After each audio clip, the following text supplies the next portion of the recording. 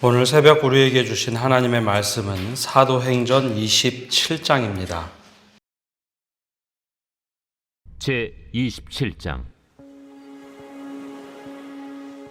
우리가 배를 타고 이달리아에 가기로 작정되매 바울과 다른 죄수 몇 사람을 아구스도대의 백부장 율리오란 사람에게 맡기니 아시아 해변 각처로 가려 하는 아드라무테노 배에 우리가 올라 항해할세 마게도냐의 데살로니가 사람 아리스다고도 함께하니라.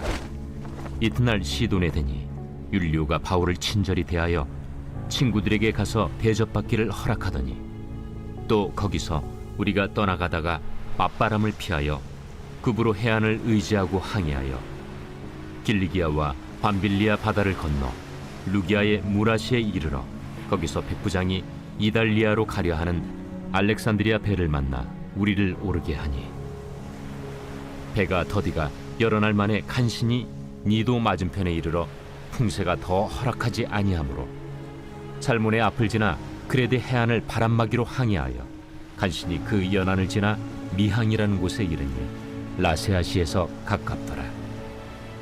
여러 날이 걸려 금식하는 절기가 이미 지났으므로 항해하기가 위태한지라 바울이 그들을 권하여 말하되 여러분이여, 내가 보니 이번 항해가 하물과 배만 아니라 우리 생명에도 타격과 많은 손해를 끼치리라. 백부장이 선장과 선주의 말을 바울의 말보다 더 믿더라. 그 항구가 겨울을 지내기에 불편하므로 거기서 떠나 아무쪼록 베닉스에 가서 겨울을 지내자 하는 자가 더 많으니 베닉스는 그레데 항구라. 한쪽은 서남을 한쪽은 서북을 향하였더라. 남풍이 순하게 불매 그들이 뜻을 이룬 줄 알고 닻을 감아 그레데 해변을 끼고 항해하더니 얼마 안 되어 섬 가운데로부터 유라굴로라는 광풍이 크게 일어나니 배가 밀려 바람을 맞추어 갈 수 없어 가는 대로 두고 쫓겨가다가 가우다라는 작은 섬 아래로 지나 간신히 거루를 잡아 끌어올리고 줄을 가지고 선체를 둘러감고 수르디스에 걸릴까 두려워하여 연장을 내리고 그냥 쫓겨가더니 우리가 풍랑으로 심히 애쓰다 이튿날 사공들이 짐을 바다에 풀어버리고 사흘째 되는 날에 배의 기구를 그들의 손으로 내버리니라. 여러 날 동안 해도 별도 보이지 아니하고 큰 풍랑이 그대로 있음에 구원의 여망마저 없어졌더라. 여러 사람이 오래 먹지 못하였음에 바울이 가운데 서서 말하되 여러분이여, 내 말을 듣고 그레데에서 떠나지 아니하여 이 타격과 손상을 면하였더라면 좋을 뻔하였느니라. 내가 너희를 권하노니 이제는 안심하라. 너희 중 아무도 생명에는 아무런 손상이 없겠고 오직 배뿐이리라. 내가 속한 바 곧 내가 섬기는 하나님의 사자가 어젯밤에 내 곁에 서서 말하되 바울아, 두려워하지 말라. 내가 가이사 앞에 서야 하겠고 또 하나님께서 너와 함께 항해하는 자를 다 내게 주셨다 하였으니 그러므로 여러분이여 안심하라.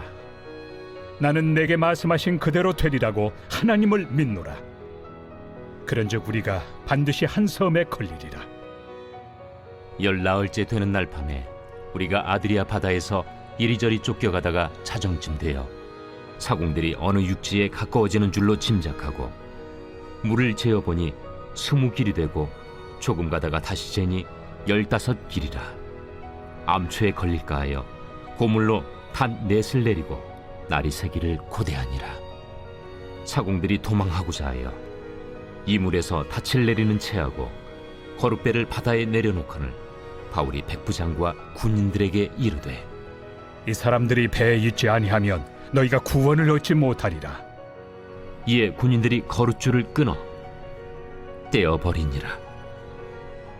날이 새어가매 바울이 여러 사람에게 음식 먹기를 권하여 이르되 너희가 기다리고 기다리며 먹지 못하고 줄인 지가 오늘까지 열나흘인즉 음식 먹기를 권하노니 이것이 너희의 구원을 위하는 것이요 너희 중 머리카락 하나도 잃을 자가 없으리라.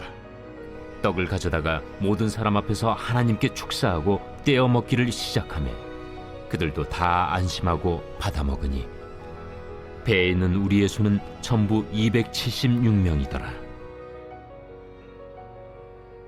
배부르게 먹고 밀을 바다에 버려 배를 가볍게 하였더니 날이 새매 어느 땅인지 알지 못하나 경사진 해안으로 된 항만이 눈에 띄거늘 배를 거기에 들여다 댈 수 있는가 의논한 후 닻을 끊어 바다에 버리는 동시에 키를 풀어 늦추고 돛을 달고 바람에 맞추어 해안을 향하여 들어가다가 두 물이 합하여 흐르는 곳을 만나 배를 걸매 이 물은 부딪혀 움직일 수 없이 붙고 고물은 큰 물결에 깨어져 가니 군인들은 죄수가 헤엄쳐서 도망할까 하여 그들을 죽이는 것이 좋다 하였으나 백부장이 바울을 구원하려 하여 그들의 뜻을 막고 헤엄칠 줄 아는 사람들을 명하여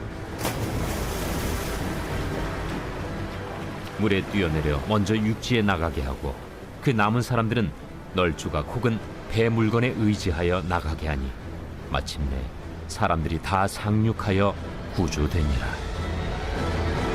오늘 새벽에도 하나님의 은혜와 축복이 함께하기를 간절히 바랍니다.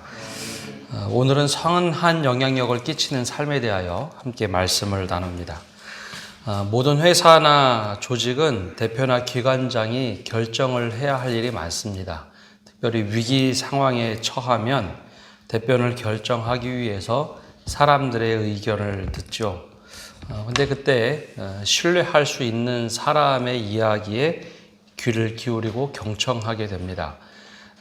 그게 직책이 높아서가 아니라 이 사람의 이야기는 내가 신뢰할 만하겠다 하는 사람들, 그런 사람들의 이야기를 듣게 되죠. 바로 그리스도인이 그런 선한 영향력을 끼치고 줄 수 있는 사람이 되어야 합니다. 먼저 생각나는 사람, 히브리 노예였지만 애굽의 총리가 되었던 요셉이 그런 사람이었습니다. 또 포로 출신이지만 꿈을 해석할 때 누구에게 맡겨야 될까? 그때 생각나는 사람이 다니엘이었고, 오늘 말씀에 배가 파선의 위기에 처했을 때 누구의 말을 들어야 될까 생각났던 사람, 백부장이 판단력을 잃었을 때 의지할 수 있는 사람이 바울이었죠. 이게 선한 영향력을 준다는 것은 내가 지위나 직책을 가지고 있어서가 아니라 이 사람의 이야기를 들을 때 우리가 모든 것이 옳겠다라고 판단할 수 있는 그런 사람, 그게 바로 이제 그리스도인이 되어야 한다는 겁니다. 오늘 말씀은 바울이 재판을 받기 위해 죄인의 몸으로 이탈리아를 향하게 될 때였습니다. 호송을 맡은 사람은 로마의 백부장 율리오라는 사람이었고, 죄인들 그리고 그 중에 바울을 포함해서 이탈리아로 호송을 해야 되는 상황이었죠. 지금은 대부분 여행하면 이제 비행기를 타고 가는 경우가 많고, 또 다들 큰 배, 큰 비행기가 많아서 직항이 많지만, 이 당시는 배를 타고 이탈리아로 가기 위해서는 거점을 거쳐서 가야 했습니다. 특히 이제 배는 오랫동안 항해를 하기에 근거리를 이동하는 배가 있고 장거리를 이동하는 배가 있어서 그 규모에 따라서 먹는 음식과 물이 달랐습니다. 그래서 이 팔레스틴 지역에서 이탈리아로 가려면 여러 군데를 거쳐야 하는데, 이건 아드라몬테노라는 배를 타고 시돈, 구브로, 무라시를 거쳐서 그곳에서 아주 큰 배, 알렉산드리아로 향하는 배를 갈아타야만 했죠. 그 여정의 책임자가 바로 이 백부장 율리오였습니다. 미항까지는 그래도 순조롭게 배를 타고 갔는데, 미항에 도착할 무렵에 금식 기간이 됩니다.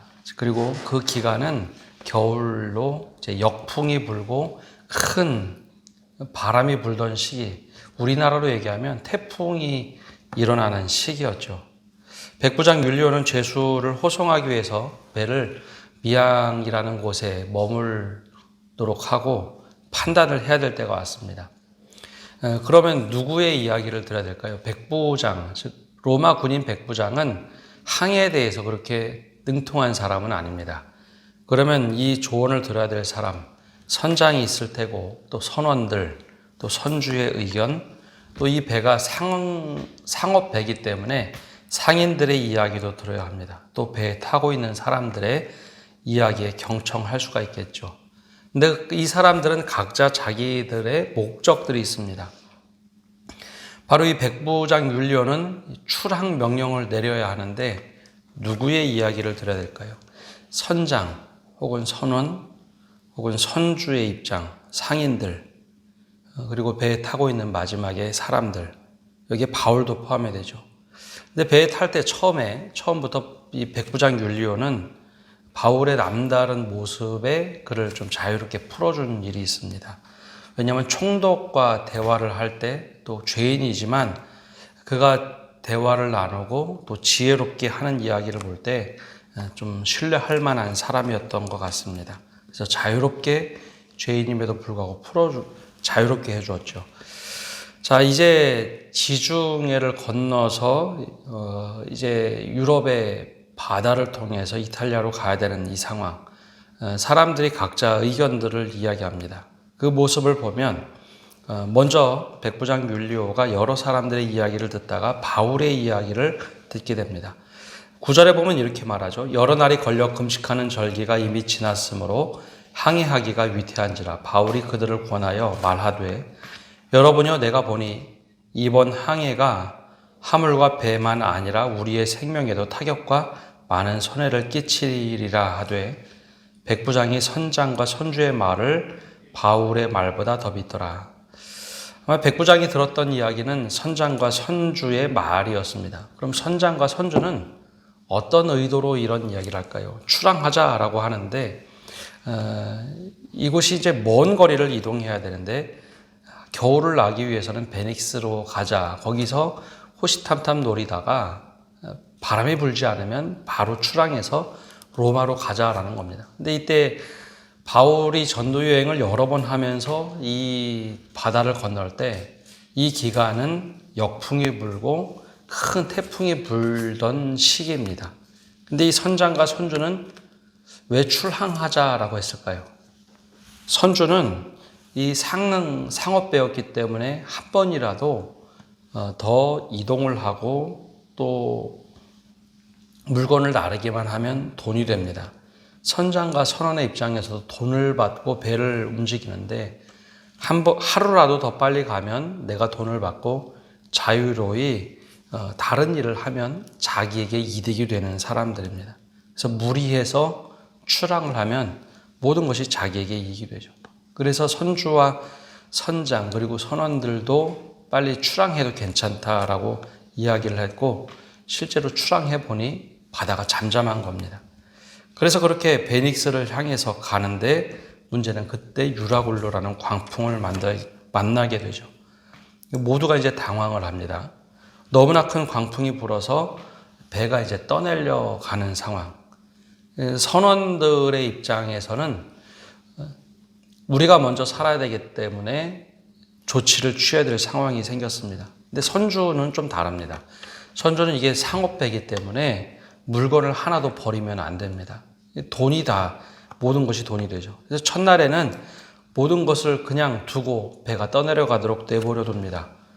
근데 풍랑으로 심히 막 배가 흔들리고 이튿날이 되자 먼저 사공들이 살기 위해서 짐을 내버리죠. 선주는 돈을 벌기 위해서 배 출항을 강요했는데 이제 선주에게는 큰 문제가 생겼습니다. 사흘째 되는데도 점점점 배가 더 풍랑 속에 요동을 합니다. 사공들은 웬만한 일에 기구를 절대 버리지 않습니다. 만약에 기구를 버리면 배가 파도 위에서 휩쓸려 가기 때문에 절대 기구를 버리지 않는데 19절에 보면 사흘째 되는 날에 배의 기구를 그들의 손에서 내버리니라. 선원들도 더 이상 어떤 것도 할 수 없는 상황. 그렇게 배가 쭉 밀려가 버리죠. 사람들은 이제 모든 짐도 버리고 자기 배의 기구도 버리고 풍랑에 밀려갈 상황에 그냥 맡겨버립니다. 이러면은 이제 선주도 손을 놓았고 그 선원들도 손을 놓았고 그러면 선장은 어떤 일을 해야 됩니다. 근데 선장도 이 거대한 폭풍 아래서 아무것도 하지 못하죠. 그때 바울이 이런 말을 합니다. 내 이야기를 들었으면 참 좋았을 텐데 라고 하면서 그 다음에 하는 말이 있습니다. 22절에 보면 이렇게 권하죠. 내가 너희를 권하노니 이제는 안심하라. 너희 중 아무도 생명에는 아무런 손상이 없겠고 오직 배뿐이리라. 내가 속한 바 곧 내가 섬기는 하나님의 사자가 어젯밤에 내 곁에 서서 말하되 바울아 두려워하지 말라. 내가 가이사 앞에 서야 하겠고 또 하나님께서 너희와 함께 항해하는 자를 다 내게 주셨다 하였으니, 나는 그 말씀을 믿기에 우리를 하나님께서 안전하게 인도하시리라. 이 말을 해줍니다. 근데 처음에는 사람들이 듣지 않았겠죠. 바울이 뭐라고 죄인의 이야기를 듣는가. 근데 실제로 바울이 예언한 것처럼 배가 점점 밀리더니 한 19흘째 되는 때쯤부터 점점 배가 육지를 향하게 됩니다. 그때 비로소 깨닫기 시작하죠. 바울의 말대로 되는구나. 그럼 이때 선장은 판단을 해야 합니다. 선장은 선원들이 먼저 내리도록 하든지 어떤 결정을 해야 되는데 선장이 그런 결정을 하지 못합니다. 먼저 선원들이 자기 살고자 나룻배를 통해서 도망가려고 하죠. 그런데 이때 바울이 이제 전체 이야기를 선한 영향력을 끼치게 합니다. 선장에게 이야기하죠. 선원들이 다 도망가 버리면 이 배에 남은 사람들은 다 죽게 될 것이다. 그래서 선장이 그때 정신을 차리고 선원들을 제어를 합니다. 그리고 나서 이제 점점점 배가 가까이 섬에 도착할 때쯤에 바울이 권면을 합니다. 하나님께서 우리에게 이렇게 말씀하신 것 그대로 이루어질 테니 우리가 음식을 먹고 힘내자. 원래 이게 누가 해야 할 말일까요? 선장이 해야 되는 말입니다. 근데 바울이 선장을 이렇게 설득을 하죠. 하나님께서 우리를 보호하실 거니까 음식을 먹고 힘을 내자. 그 오랜 기간 동안 선원들이 음식을 먹지 않았습니다. 얼마나 걸려야 될지, 우리가 살 수 있는지 물건도 버리고 기구도 다 버리고 음식만 남았는데 그 음식을 먹지 않고 기다리죠. 근데 바울이 모두가 먹고 힘을 내야지 살 수 있다. 하나님께서, 내가 믿는 하나님께서 반드시 그렇게 해주시리라.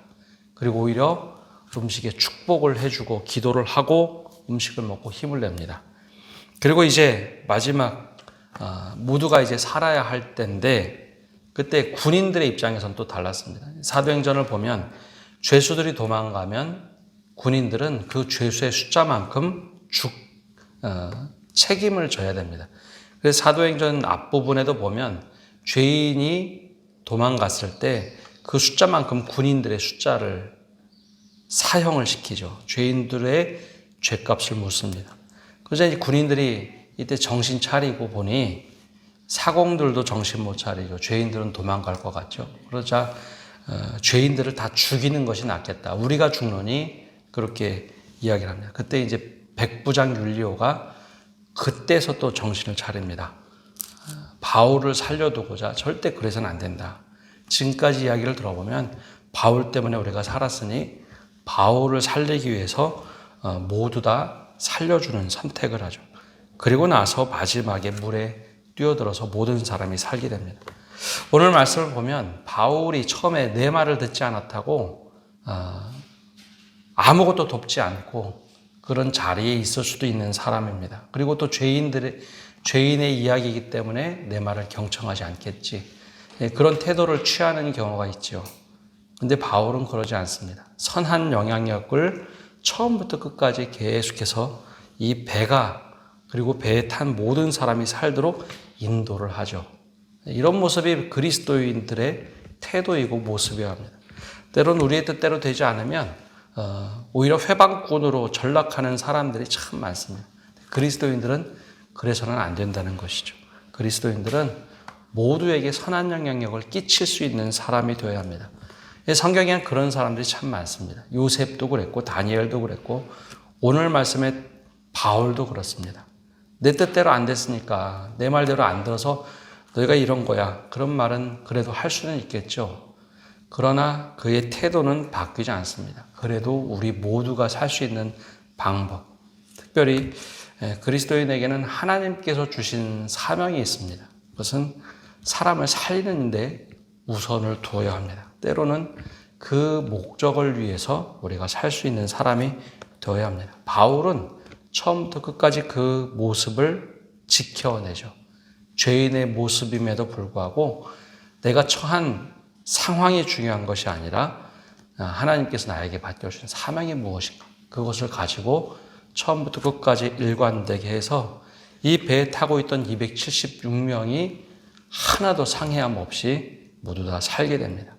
이는 선한 영향력을 끼칠 수 있는 여기 이 자리에 새벽 기도에 참여한 모든 성도들 되시기를 간절히 바랍니다.